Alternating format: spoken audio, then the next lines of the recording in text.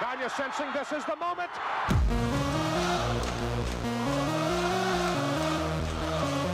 I'd wrestle 250, 300 times a year.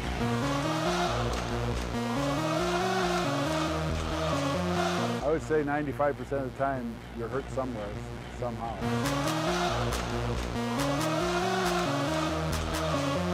We're giving their money's worth. And a generation of fans has not forgotten. Their ring heroes are older and a few steps slower, but aim a camera in their direction, and the legends of the AWA can still turn it on.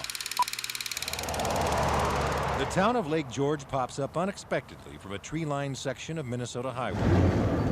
A blink, and you just might miss an odd-shaped structure and the human surprise that lies within. A lot of them are shy to begin with, and just before they're ready to exit, they'll say, "I know you, I know you." The man they know is not 59-year-old wigwam proprietor Jim Raschke, but a menacing persona that simmers below his good-natured surface. I threw away my alter ego, Jimmy Raschke from Nebraska, and I became Baron von Raschke, the Claw!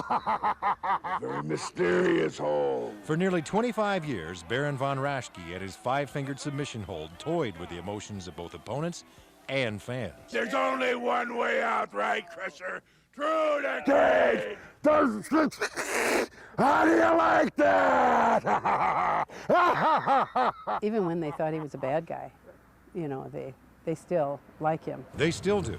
The Baron shirts, shot glasses, and fishing lures are the wigwam's best sellers. And there it is. That's him. The only trouble with that lure is they couldn't squeeze me into a bikini. He lives in the present, but understands fans who are anxious to tangle with his past. They grew up on it. It was a happening thing in Minnesota for many, many years. The Gagne sleeper puts Daniels to sleep on All-Star Wrestling. Nothing would have happened without this guy. Just one time, that's all. I figure, Vern Gagne, that you owe me. 77-year-old Vern Gagne is a former U of M football and wrestling star who won 10 world championships and helped turn the AWA into a television dynasty. We would have guys come out to our training camp that thought, oh, that's easy, it's all fake and we can do that. Well, they found out in a real hurry that it was just a little bit different than what they thought it was. Gagne now covers him. He gets 1, 2. It's over. Gagne ran the organization into the early 90s when a mass defection of wrestlers to the rival WWF left him unable to continue. A handshake with a wrestler was a contract, and he lived up to it. And a guy named Hulk Hogan was really the first big name that broke that contract. The largest part of the plantation is over here. Vern's current business interests include an organic growing system called Sonic Bloom that promises to speed up tree, plant, and crop growth. Here's the Claw. Here's the Baron. Still, he can't seem to shake the grip of 50 years in the wrestling game. Wherever you go, people are saying, "God, bring back that AWA." And who knows, maybe someday. Look at this hitting.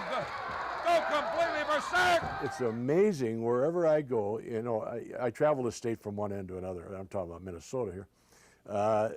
That I run into people and he said, "Hey Larry, I remember you." But then, who could forget a guy with a temper like this? And then put your hands in the vice, the axe and the double axe, and see who will go down to their knees and cry uncle. Larry the Axe Henning used his massive right forearm to pound fear into opponents. Oh! That's not to say he didn't suffer a few bumps and bruises himself. Vern Gagne broke my knee in 1966, 1967, and I spent 2 years, and I still got some problems with it. 15 years ago, he swapped wrestling for commercial real estate. They know that they've got quality.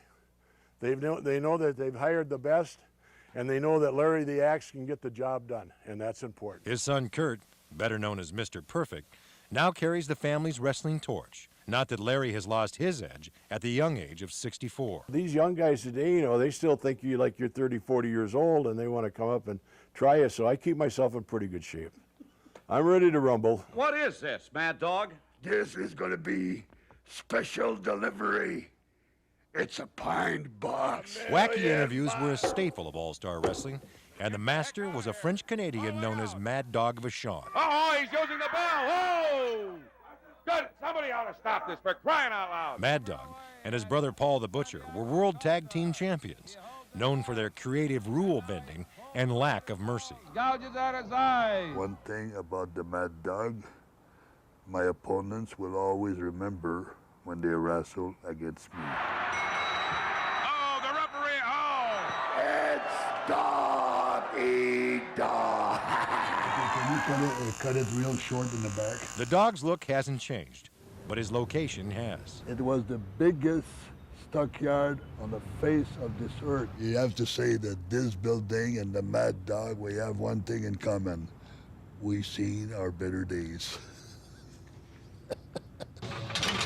At age 71, he stays in shape I go like this. and still finds time to learn a few new tricks.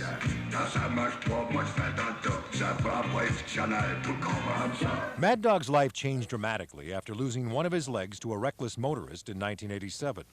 He now visits hospitals, giving new amputees encouragement and perspective. When I can do it, I'm glad to do it. Because when I had my accident, there were so many people from all over the world that when I fell down, it bent down and picked me up. That's something these one-time rivals can agree on.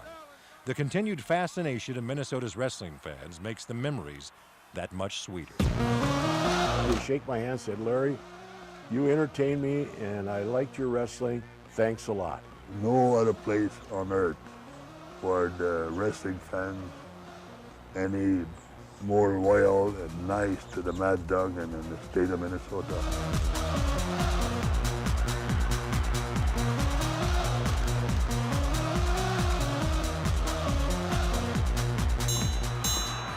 And it's all over, or is it?